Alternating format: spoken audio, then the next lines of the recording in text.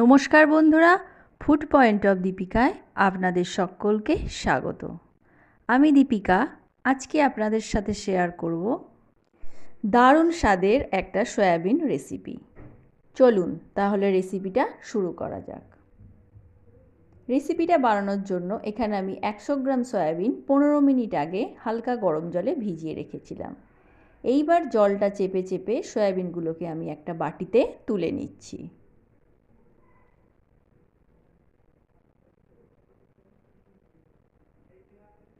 এইবার জল ঝরানো সয়াবিনটাকে আমি ম্যারিনেট করব।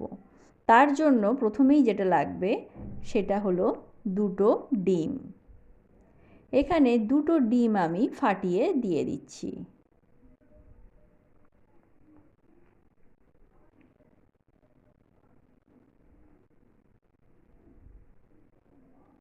দিয়ে দিচ্ছি সামান্য পরিমাণে লবণ, আর দিয়ে দিচ্ছি 4 ভাগের 1 ভাগ হলুদ গুঁড়ো।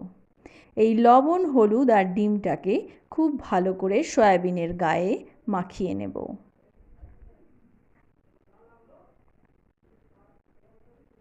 এটাকে আমি 10 মিনিটের জন্য রেস্টে রেখে দেব। অপর দিকে কড়াতে 2 টেবিল চামচ পরিমাণ সর্ষের তেল দিয়ে আমি সয়াবিনগুলোকে ভালো করে ভেজে নেব। গ্যাসের ফ্লেমটাকে হাইতে করে আমি সয়াবিনগুলোকে লাল লাল করে ভেজে নেব।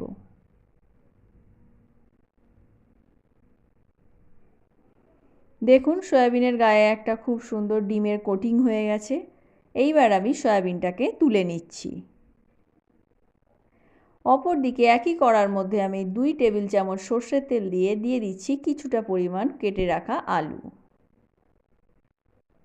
আলুর পরিমাণটা আপনারা কম বেশি করে নিতে পারেন।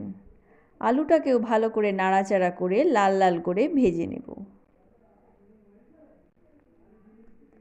আলুটা আমার ভাজা হয়ে গেছে।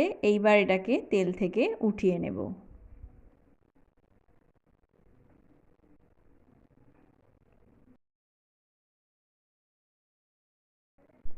অপর দিকে একই তেলের মধ্যে দিয়ে দিচ্ছি একটা শুকনো লঙ্কা, দুটো এলাচ আর দিয়ে দেবো 4টে দারুচিনির টুকরো।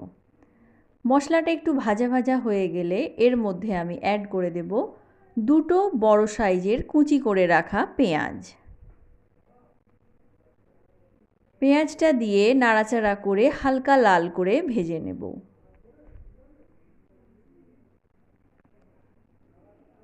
পেঁয়াজটা আমার ভাজা হয়ে গেছে। এইবার এর মধ্যে অ্যাড করে দেব 4 ভাগের 1 ভাগ রসুন বাটা। রসুনটাকেও একটু নাড়াচাড়া করে ভেজে নেব।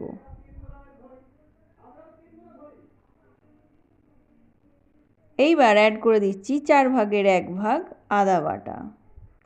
দিয়ে দিচ্ছি সামান্য লবণ, আর দিয়ে দেব 4 ভাগের 1 ভাগ হলুদ গুঁড়ো। এইবার সমস্ত উপকরণগুলোকে নাড়াচাড়া করে একটু কষিয়ে নেব।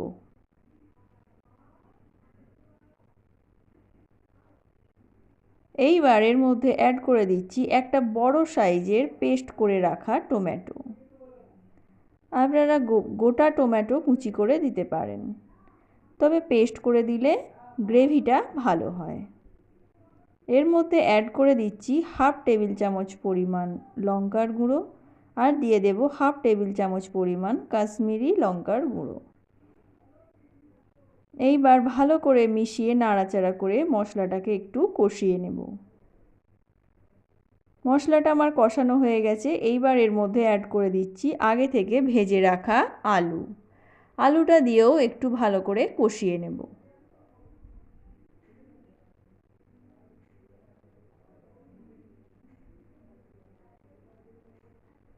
আলুটা আমার কষানো হয়ে গেছে। এইবার এর মধ্যে অ্যাড করে দিচ্ছি 250 ml পরিমাণ জল। জলটা আমি নর্মাল টেম্পারেচারেরই দিয়েছি। ভালো করে মিশিয়ে নিয়ে ঝোলটাকে ফুটতে দেব। ঝোলটা দেখুন ফুটে গেছে। এইবার এর মধ্যে অ্যাড করে দিচ্ছি আগে থেকে ভেজে রাখা সয়াবিনের টুকরোগুলো। সয়াবিনগুলো দিয়ে একটু ভালো করে নাড়াচাড়া করে এটাকে আমি ঢেকে দেব 10 মিনিটের জন্য। ফিরে আসছি 10 মিনিট পর। 10 মিনিট পর দেখুন সয়াবিনগুলো ফুলে ডাবল হয়ে গেছে। এইবার এটাকে ভালো করে নাড়াচাড়া করে আমি দেখে নেব আলুটা ঠিকঠাক সেদ্ধ হয়েছে কিনা। আলুটা আমার ভালোভাবে সেদ্ধ হয়ে গেছে। এইবার এর মধ্যে দিয়ে দিচ্ছি 1/2 টেবিল চামচ পরিমাণ গরম মশলার গুঁড়ো। গরম মশলাটা মেশানো হয়ে গেছে, এবার এটাকে ঢেকে দেব, এতে করে স্মেলটা ভালো আসে। তো বন্ধুরা, কেমন লাগলো রেসিপিটা? ভালো লাগলে লাইক, শেয়ার ও কমেন্ট করতে ভুলবেন না। আমার চ্যানেলে নতুন হয়ে থাকলে চ্যানেলটা সাবস্ক্রাইব করার অনুরোধ রইল। পাশে থাকা বেল আইকনটা প্রেস করে দেবেন, যাতে করে আমি চ্যানেলে নতুন কোনো ভিডিও দিলে তার আপডেট আপনি পেতে পারেন। তো আজকের মতো এ পর্যন্তই। আবার দেখা হবে অন্য কোনো রেসিপি নিয়ে। ততক্ষণের জন্য নমস্কার।